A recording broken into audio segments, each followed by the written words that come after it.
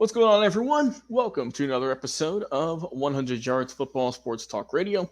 I'll be your host and producer, Logan Landers, and join me here today to talk about the Kentucky Wildcats and their 2024 team preview is my guy, Jay McLovin from the Elite Sports and Entertainment Network. Jay, how you doing this afternoon, and how will Big Blue do this upcoming year? Yeah, look, I'm doing well. Thanks for asking. Kentucky, man, they got a tough schedule too. They got to go against Georgia. They got to go against Ole Miss. They got Texas. They got Tennessee. Or I should say they traded. They traded some games. They traded some games with Arkansas. It was Arkansas and Missouri. Oh, that's what it was. They traded games Arkansas and Missouri for Ole Miss and Texas. So I don't know. So they gave up. So Logan, they traded away Arkansas and Missouri games and picked up Ole Miss and Texas. That's a pretty good upgrade in your schedule there, if you ask me. Mm-hmm. Yeah, sounds like it. And that's the thing. So Kentucky also picked up though Vandergrift, that transfer from Georgia, who Brock Vandergrift. So they actually picked up him as their debut signal caller for Mark Stoops. To be honest with you, Mark Stoops has not been exactly doing too good right now. He's 73 and 65 in 11 seasons, Logan.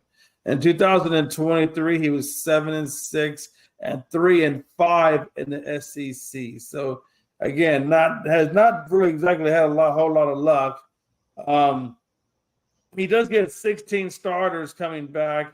He does get 5 of them on offense, 9 of them on defense, and then 2 of them on special teams. Some of the guys he gets back is some of the guys he's gaining is Brock Vandergrift. He's getting running back Chip Trainham, wide receiver Barian Brown, and then wide receiver Dane Key. But then they lost quite a few guys too as well. As then they lost quarterback Delvin Leary, running back Ray Davis, wide receiver Tavion Robinson, and tight end Brendan Beats. So the defense they relied on heavily through the transfer portal. They did lose a lot as well through the transfer portal, and hopefully they got some safeties and some cornerbacks. And we'll have to wait and see what they did with that. The O-line is struggled in 2023. Should win, I think, 8 games this season, Logan, to be honest with you. The defensive coordinator, but they got brought in from, I think it was a Bush Hamden.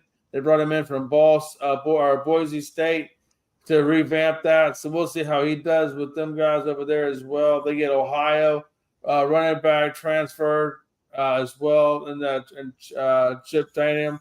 So we'll see how he does. He put up 373 yards and 3 touchdowns last year for the Buckeyes.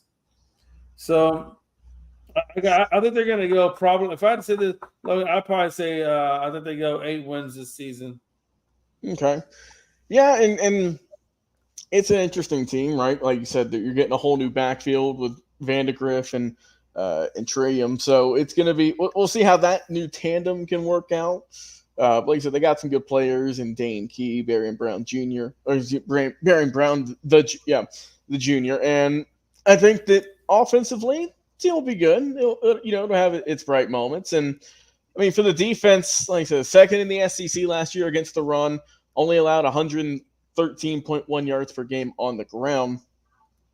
And that thanks in part to, of course, big guy up front, Jay, Deion Walker, potential top 10 pick in the 25 draft. Like I said, 55 tackles, 7.5 tackles for loss. He's 6'6", 348. I mean, the guy just eats up space with the best of them. So that is a guy you circle every Saturday and say, we do not want you to hurt us, and then some. So he's going to be a big part of this team as well. Like I said, you got good players like Maxwell Hairston, led the team with 5 picks last season. Should be really good over there. Like I said, you're getting Georgia transfer Jamin Dumas Johnson, who's going to help out that backup as well with that team. And I think overall, Kentucky has a solid season, but I don't think I'm ready to put them, Jay, in that elite territory quite yet. I think they'll be good. I do. I think it'll be a winning season, and they'll make some form of a bowl game. But I don't think that they'll get to that, top 12 team in the nation. I don't see it this year. But I think still a productive year overall, maybe just not as lucrative as you'd hope. So I think that overall, Kentucky, Big Blue, they'll get some good wins this year out there. So we'll see what happens, and we want to hear from you though in the comments. Who's going to win? How many wins are they going to get this year? Is Kentucky? And I don't know. What do you think they're going to be?